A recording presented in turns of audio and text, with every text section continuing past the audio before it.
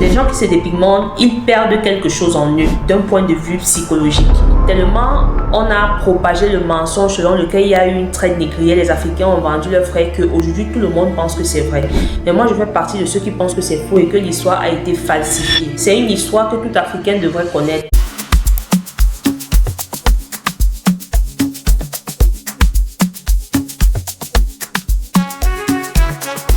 Salut les amis, dans cette vidéo je vais vous parler de livres. Vous avez été nombreux dans la vidéo où je parlais de ce que les livres d'histoire racontent par rapport au commerce triangulaire soi-disant qu'il y a eu en Afrique entre l'Afrique et les marchands portugais, les colons qui venaient prendre les esclaves et tout. Vous avez été nombreux à me dire oui, quels sont les livres donc qu'on peut proposer à nos enfants et que nous pouvons lire nous-mêmes. J'ai vu beaucoup de commentaires qui demandaient les livres et j'ai décidé de faire une vidéo pour vous présenter des livres pertinents que je pense tout Africain devrait lire, tout Africain qui a envie d'en connaître plus sur son histoire, sur ce qui s'est passé en Afrique ou alors de s'éduquer même sur autre chose. Parce que dans cette vidéo, je ne vais pas seulement vous montrer les livres d'histoire, je vais vous montrer aussi d'autres livres qui je pense sont intéressants. Alors, les livres dont je vais parler dans cette vidéo, je les ai tous lus. Et certains, je n'ai pas fini et vous saurez quand je vais vous montrer ce que je n'ai pas fini. Mais j'ai lu la majorité des livres, c'est des livres très intéressants, très éducatif qu'on ne vous proposera pas dans les écoles. Il faut aller soi-même à la source et chercher. Donc, c'est des livres que j'ai cherché moi-même parce que je voulais en savoir plus sur mon histoire et je voulais m'éduquer un peu plus. Vous savez, quand on parle de traite négrière, aujourd'hui, c'est dommage, je le dis, mais que ce soit les Africains, les Occidentaux, les Asiatiques, tellement on a propagé le mensonge selon lequel il y a eu une traite négrière, les Africains ont vendu leurs frères, qu'aujourd'hui tout le monde pense que c'est vrai. Mais moi je fais partie de ceux qui pensent que c'est faux et que l'histoire a été falsifiée. Voilà, parce que c'est trop facile de venir proposer des livres qui parlent de traite et de commerce triangulaire et quand on regarde les auteurs de ces livres, on se rend compte que ce sont les Caucasiens qui les ont écrits. Voilà, je ne dis pas que tous les Caucasiens de l'histoire ont toujours écrit contre l'Afrique. Il y a des Caucasiens qui ont rétabli les vrais faits de l'histoire. Mais malheureusement, les livres qui sont mis en avant, c'est les livres de personnes, d'historiens caucasiens qui avaient un agenda précis qui était celui de culpabiliser les Africains et d'éviter surtout de payer les dommages liés à l'esclavage. Donc, dans cette vidéo, je vais vous proposer les livres que j'ai lus dans le domaine de l'histoire, de l'esclavage et tout, comment ça s'est réellement passé. Et je vais vous proposer d'autres livres que je trouve sont intéressants aussi, qui peuvent amener les Africains à s'aimer un peu plus, à accepter qui ils sont. Ce sont des livres que je vous conseille d'avoir dans votre bibliothèque, de lire et de faire lire aussi à vos enfants. Les livres dont je vais parler, c'est des livres que si votre enfant a déjà 11 ans en montant, il peut commencer à les lire. S'il a moins de 11 ans, ça sera un peu compliqué. Voilà, 11 ans, 12 ans en montant, votre enfant peut déjà lire ces livres-là. Et vous devez les garder dans votre bibliothèque. Vous pouvez les transmettre après à votre descendance. Donc, dans la rubrique Histoire de l'Afrique, voilà, le premier livre dont je vais vous parler, c'est le livre de l'auteur Boumba Mbong. Alors, comment je découvre cet auteur? À l'époque, il y a peut-être 10 ans de cela, j'avais une envie d'en savoir un peu plus sur mon histoire, ok? J'avais cette envie-là de fouiller un peu plus sur l'histoire de l'Afrique et tout, voilà. Je faisais beaucoup de recherches sur Internet, voilà, sur YouTube. Je cherchais beaucoup de vidéos d'historiens, de chercheurs africains qui partageaient leur opinion par rapport à ce que l'Afrique a vécu. Et je suis tombée sur cet auteur, ce chercheur africain d'origine camerounaise, Boumba Mbong, qui j'avoue m'a vraiment marqué. Il fait partie des personnes vraiment qui ont changé ma façon de voir et qui m'ont fait comprendre beaucoup de choses. Alors, Boumba Mbong, voici son livre. Le livre que je vous recommande, c'est celui-ci. Je vais éloigner un peu parce qu'il y a la lumière. Donc, le titre, c'est « Quand l'Africain était l'or noir de l'Europe, l'Afrique, actrice ou victime de la traite des Noirs. Démontage des mensonges et de la falsification de l'histoire de l'hydre des razzias négrières transatlantiques. » C'est un livre qui est très gros, c'est un livre de 600 pages, comme vous pouvez le constater. Il est très gros, ce livre. Et c'est un livre que tout Africain devrait avoir parce que c'est un travail minutieux qui a pris beaucoup d'années. Je rappelle que l'auteur, quand il avait sorti ce livre, il était vraiment ému parce qu'il disait que c'est le travail de toute une vie. Pour lui, c'est l'héritage qu'il laisse aux Africains parce que, pour la petite histoire, c'est quelqu'un qui malheureusement a dû quitter son pays natal, le Cameroun, brusquement dans de très mauvaises circonstances. Il a fui l'oppression coloniale française à l'époque dans son pays. Il était très jeune, il a fui et dans cette fuite, il s'est détaché brusquement de sa mère parce que il y avait des troubles et tout. Voilà, sa mère l'a cherché, elle l'a pas vu et il avait fui pour sauver sa tête avec certains de ses amis. Et comme il a fui, étant adolescent, il avait peut-être 15 ans, il n'a plus jamais mis pied au Cameroun. Donc, il a passé toute sa vie en exil, en passant par le Ghana, certains pays d'Afrique de l'Ouest, jusqu'à arriver en France. Donc, c'est quelqu'un qui a vécu un traumatisme de cette oppression coloniale-là et dont la mère aussi a vécu un traumatisme puisqu'ils ne se sont plus jamais revus. Et il a donc décidé de rendre hommage à l'Afrique en écrivant ce livre-ci. Et je pense que tout Africain devrait l'encourager en l'achetant. Alors, c'est un livre qui est basé sur des faits, qui est basé sur des recherches, sur une enquête. Et quand vous lisez le livre, il cite des auteurs aussi qui ont écrit à l'époque de ce qu'était l'Afrique. Et c'est grâce à lui que j'ai découvert que l'Afrique avait des empires. Moi, je ne pouvais pas imaginer parce que tellement dans les médias, on nous fait croire que l'histoire de l'Afrique a commencé avec l'esclavage, qu'avant l'esclavage, il n'y avait rien en Afrique, on vivait dans les huttes, on faisait les maisons en paille, alors que c'était pas ça. Il y a eu des empires en Afrique bien construits, il y avait une technologie, il y avait un degré d'avancement, il y avait une organisation de la société, mais malheureusement, ça s'est ruiné à cause des attaques, ce qu'il appelle les razzias. Et c'est justement grâce à cet auteur-ci, Boumba Mbong, que j'ai repris le narratif concernant l'esclavage. Au lieu de dire traite, je dis dorénavant razzia négrière, parce qu'effectivement, il ne s'agissait pas de traite, d'un traité, d'un contrat où il y avait deux parties gagnantes. Non, c'était des razzias négrières. Il faut bien comprendre le terme et il insiste là-dessus. Quand vous lisez le livre, il cite beaucoup d'autres auteurs de l'époque qui, à ce moment-là, étaient en Afrique, que ce soit les Portugais, les Espagnols, tout Européen qui a mis pied et qui a vraiment parlé de ce qu'il a vu et pas ce qui est falsifié. Donc, prenez ce livre, il est très intéressant. Si vous ne voyez pas bien l'image du livre, je vais mettre là quelque part à l'écran parce que comme il y a la lumière, c'est un peu difficile à regarder. Donc, c'est un livre que tout Africain devrait avoir. Le livre a 600 pages. Quand vous prenez des gros livres comme ça, ce que je vous conseille, parce que c'est un livre que je n'ai pas fini de lire. Hein. J'ai ce livre depuis peut-être 5 ans, mais je n'ai pas fini de lire parce que comme vous voyez, j'ai d'autres livres à lire. Voilà, quand tu prends un livre qui est gros comme ça, tu le lis progressivement. Moi, personnellement, j'ai beaucoup de livres auxquels je m'intéresse. Donc, quand je commence un livre qui est très gros, après je peux avoir un autre livre qui m'intéresse, je finis celui qui est plus petit et je reviens.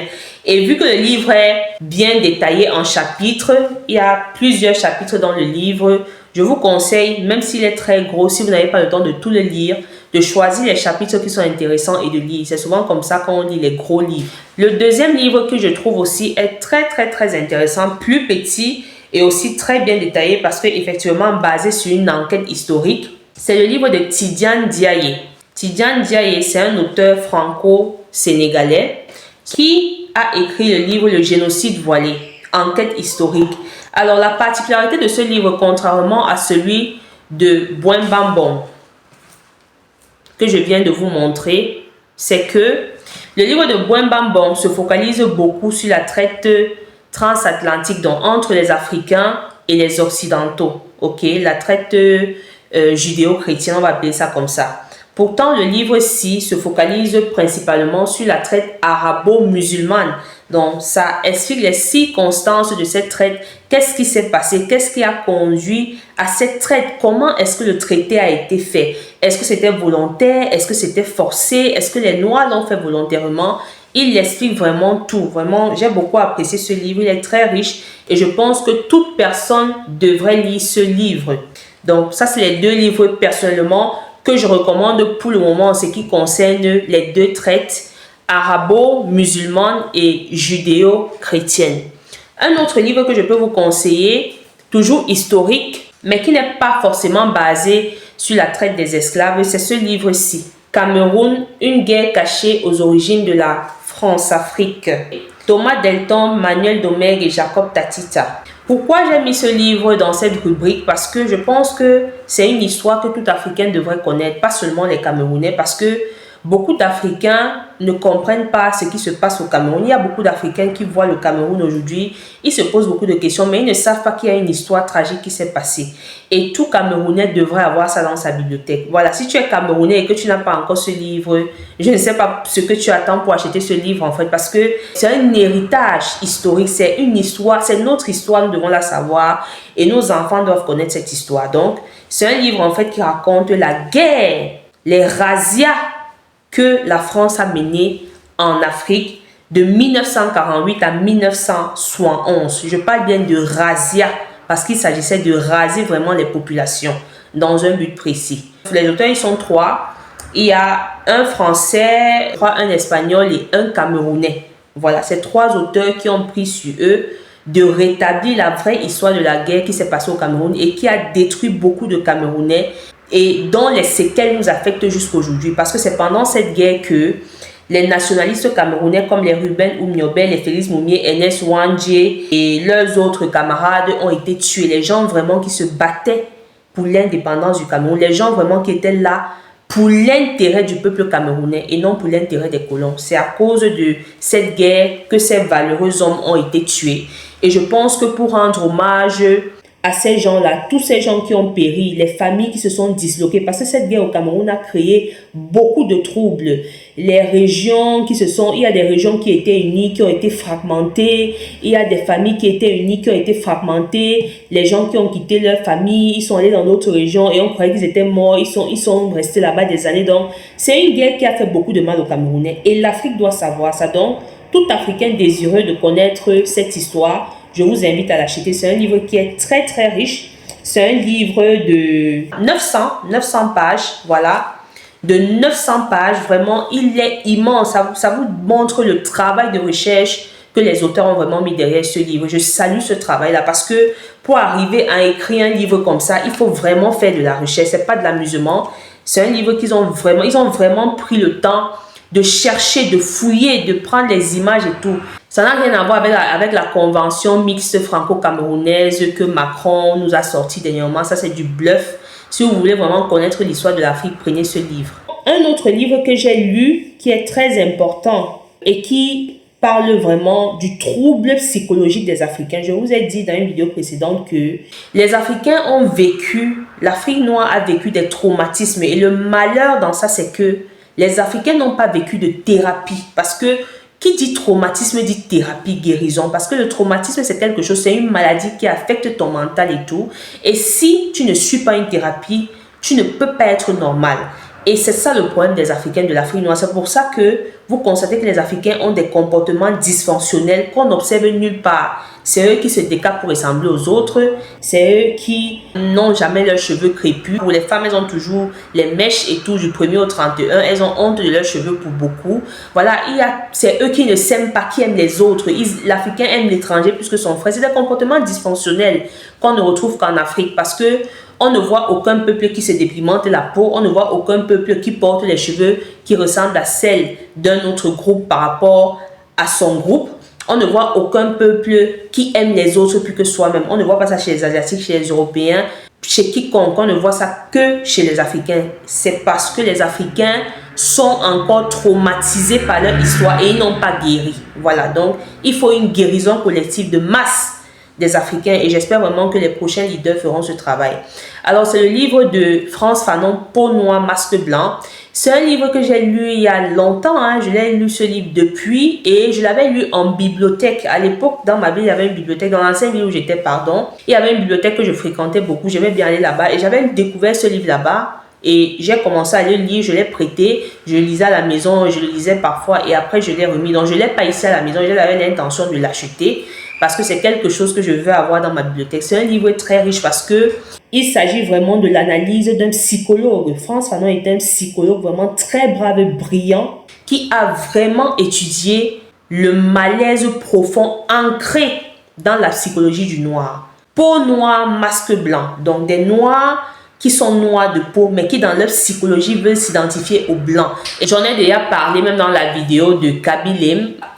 Kabilem qui se fait attaquer par ses frères d'être trop noir. Donc tout ça démontre des troubles mentaux en fait. Donc achetez ce livre, c'est très important pour tout Africain de l'avoir. Achetez-le, achetez pour vos enfants, pour vos proches. Il faut s'éduquer. Personne ne va venir vous dire dans les médias d'acheter ce genre de livre. C'est vous-même qui devez aller chercher. Un autre livre intéressant, c'est celui de Juliette Smiralda.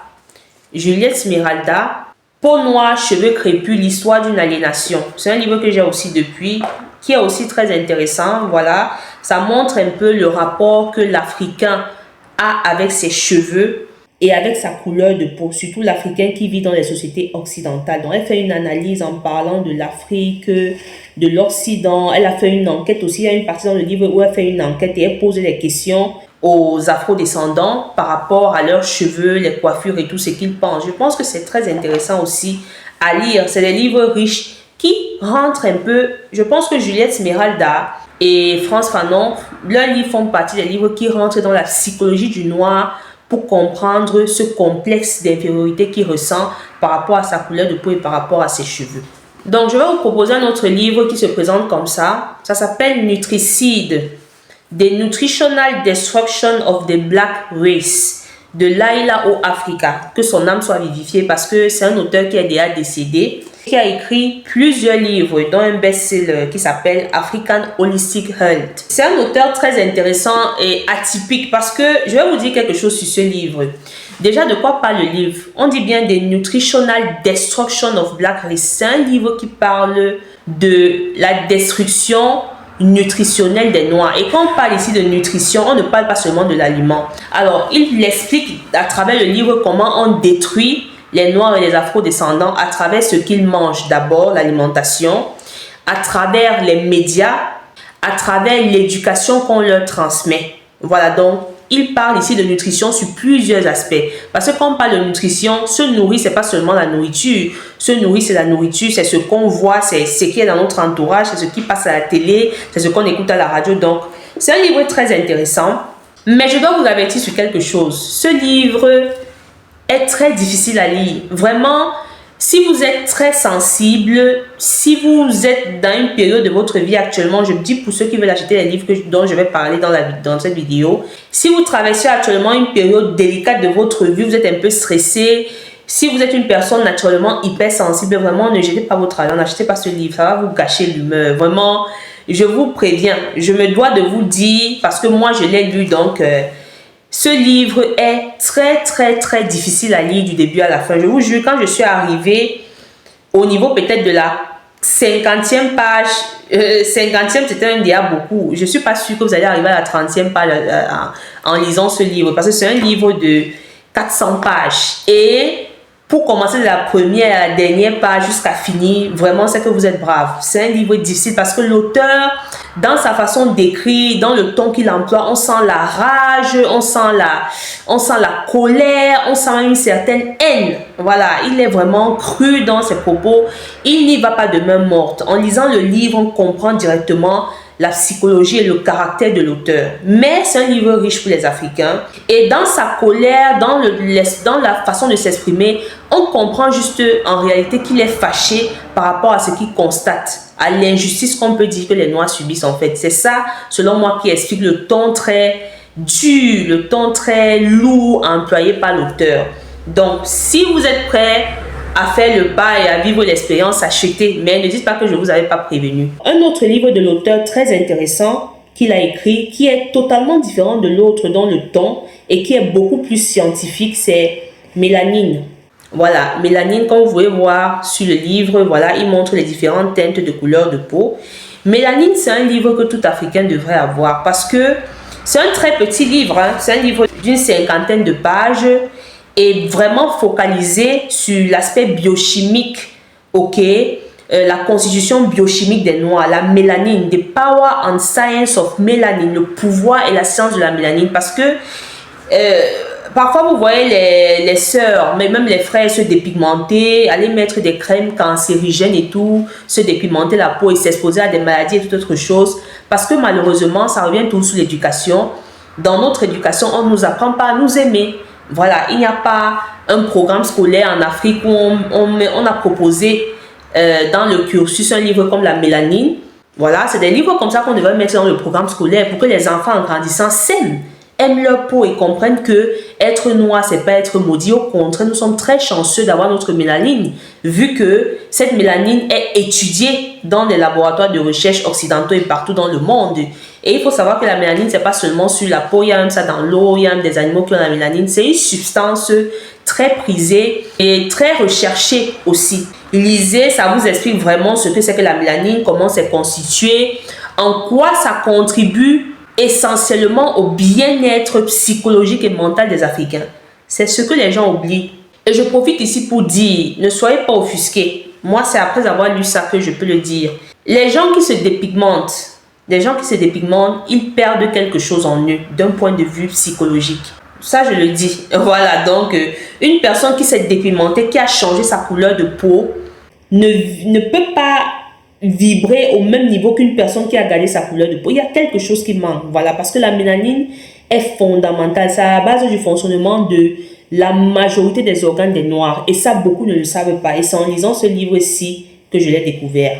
Bon, là, c'était maintenant les livres sur l'aspect histoire, cheveux, peau des Noirs que j'ai trouvé intéressant à vous proposer. Je vais vous proposer 3 autres livres qui sont totalement différents. Alors, un autre livre que je trouve important, que vous pouvez aussi lire et proposer aussi à vos enfants, c'est ce petit livre de Spencer Johnson. Ce livre-ci, c'est un ami italien qui me l'avait offert, un ami, vraiment un bon ami à moi qui me l'avait offert à l'époque. Alors ça, c'est écrit en italien, mais je vais le traduire en français. Le titre, c'est « Qui a déplacé mon fromage ?»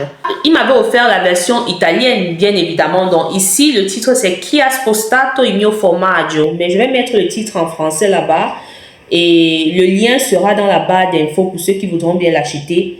C'est un petit livre très riche, vraiment très bien écrit. L'auteur a écrit le livre de façon vraiment très fun. Il prend pour personnage des souris. Donc dans le livre, ce sont des souris qui sont des personnages.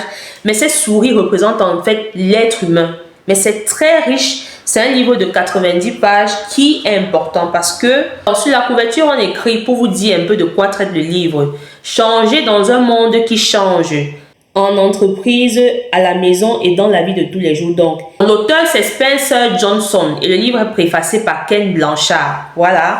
Un livre aussi que toute personne devrait avoir et que vous devez faire lire à vos enfants parce que c'est à travers ce livre que j'ai confirmé que la chose la plus certaine, la chose la plus sûre et certaine dans le monde, c'est le changement. Tu ne seras jamais sûr de te lever demain. Tu ne seras jamais sûr de toujours avoir l'argent que tu as aujourd'hui. Tu ne seras jamais sûr d'avoir toujours le même boulot. Tu ne seras jamais sûr d'avoir toujours le même compagnon. Mais une chose qui est sûre et certaine dans la vie, c'est le changement. Le changement, c'est la chose la plus sûre. Et ce livre le décrit parfaitement. Donc, c'est pour ça que c'est l'un des meilleurs livres, franchement, que j'ai dans ma bibliothèque. Et je pense que tout le monde devrait le lire. C'est un livre très philosophique et très riche, en fait, et en avance sur le temps. Un autre livre aussi que je conseille, surtout de faire lire à vos enfants, si vos enfants ont aussi 11 ans, 12 ans en montant. C'est vrai que tous les autres livres, vous pouvez les faire lire à vos enfants, mais c'est un peu plus gros. Moi, les livres, dans tout ce que je vous ai montré, que je vous conseille de faire lire à vos enfants, il y a celui-ci. Il y a les livres d'histoire, voilà, que j'ai présenté si vos enfants ont déjà la quinzaine ou la seizaine. Et ce livre-ci que je vais vous présenter, Père riche, Père pauvre, de Robert Kiyosaki. Ça, c'est un livre que tout enfant africain doit lire. Pourquoi? Parce que on ne nous a pas appris l'éducation financière. Les Africains ne connaissent pas, ils ne sont pas éduqués financièrement. Adultes, enfants, vous devez lire ce livre. Moi, je l'ai fait lire à mon fils, il a lu et il était content de découvrir quelque chose. Voilà, le livre Père riche, Père pauvre, c'est un best-seller, c'est un classique. Voilà, je ne l'ai pas montré tout parce que j'ai ce livre depuis, ça s'est déchiré. Je l'ai depuis des années. J'ai lu ce livre depuis et je rappelle d'ailleurs que l'auteur Robert Kiyosaki a sorti la nouvelle version du livre, une version ajournée, parce qu'il faut dire que ce livre-ci quand même se réfère à une époque un peu lointaine, voilà, qui ne s'adapte pas trop à l'époque actuelle, mais le principe fondamental du livre, c'est la différence entre les actifs et les passifs. Moi, je pense que toute personne qui a lu Robert Kiyosaki est d'accord sur ce point. C'est l'une des choses que beaucoup de gens ont appris et qu'ils ne connaissaient pas. On n'apprend pas ça à l'école. On ne te dit pas à l'école que si on te donne 50 €, tu dois te dire, voilà, dans quoi je vais utiliser ces 50 € comme actif et dans quoi je vais utiliser comme passif. Et mes actifs doivent dépasser mes passifs. Donc, les passifs, en gros, d'après l'auteur, c'est ces choses sur lesquelles on met notre argent et qui ne constituent pas un investissement et qui n'apportent pas une plus-value. Un passif, par exemple, quand tu pars peut-être, tu bougies l'argent tout le temps dehors à manger, à faire des trucs qui n'ont pas de sens. Et un actif, c'est quelque chose sur lequel on met l'argent et qui peut nous apporter un plus, un retour sur investissement. Ça peut être un livre. Les livres, par exemple, c'est des actifs. Ça peut être un investissement en je ne sais quoi. Donc, c'est un concept personnellement qui m'a beaucoup aidé et que j'ai fait lire, comme j'ai dit, à mon enfant parce que je trouve que à un certain âge, les enfants doivent apprendre ce genre de choses. On ne leur apprendra pas ça à l'école, comme je vous ai dit. Donc, Quand vous faites lire ça à vos enfants et que vous leur donnez de l'argent, vous leur dites attention, qu'est-ce que le livre de Robert Kiyosaki a dit? Comment tu vas utiliser cet argent? Tu vas utiliser quoi comme passif? Tu vas utiliser quoi comme actif? Et l'enfant déjà étant petit, il comprend déjà le concept de gestion de l'argent. Le dernier livre que je vais vous présenter, un livre aussi atypique et aussi pas pour les personnes qui sont sensibles, hein, c'est celui-ci, le livre noir des religions. Voilà, le livre noir des religions de Franck-Henri Timour. Alors, l'auteur est anonyme. Hein? L'auteur est anonyme. Je ne sais pas pourquoi il se cache. Parce qu'à l'époque, j'avais lu le livre et puis j'ai essayé de faire des recherches sur l'auteur. J'avais juste appris qu'il a fait des études en quoi. Bon, l'auteur a voulu rester anonyme. On ne le connaît pas vraiment. Mais c'est un livre qui est bien parce que ça montre l'autre côté des religions qu'on ne met pas souvent en avant. Il explique ici comment, en gros, il explique que les religions ont créé beaucoup de tort à l'humain que de bien, contrairement à ce qu'on veut nous faire croire, que les religions ont plutôt contribué à occasionner toutes les guerres que l'humain a vécues, à distancer les humains des uns des autres. Et il le fait vraiment en parlant de toutes les religions. Vraiment ici, il ne fait pas de parti pris. C'est pas qu'il privilégie les chrétiens contre les musulmans ou les bouddhistes, non. Il parle de toutes les religions vraiment en exposant les mauvais côtés de ces religions-là et aussi quelques bons côtés. Voilà, c'est pour ça qu'il dit justement le livre noir des religions. Donc ça, c'est un livre qui est difficile à trouver. Hein. De tous les livres que je vous ai montrés, je ne sais pas si vous allez trouver ce livre. Bon, après, je l'avais cherché quelques années après, je ne l'avais pas vu. Voilà, ok. Donc, moi, je l'avais pris à la librairie. Je l'avais acheté à l'époque à la librairie Tamery en ligne. C'est une librairie qui est en France et tout, qui est connue par beaucoup d'afro-descendants.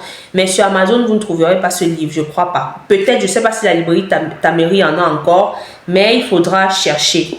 Donc, en gros, les amis, voilà un peu les livres que je voulais vous présenter, qui je pense sont intéressants. C'est des livres pour ceux qui ne sont pas habitués à trop acheter des livres en termes d'histoire, en termes de confiance en soi des Noirs et tout, éducation financière.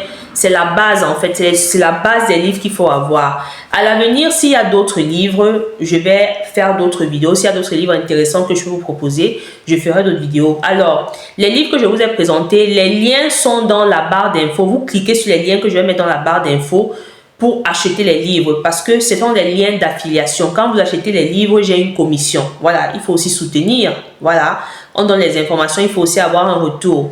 Donc, si vous achetez le livre, cliquez sur les liens que j'ai mis en barre d'infos, ok? Parce que j'ai mon code associé à ce lien. Quand vous payez, une commission me revient. Donc, merci à vous qui avez suivi la vidéo. J'espère que cette vidéo vous a intéressé. Donc, voilà, c'était tout pour aujourd'hui et merci.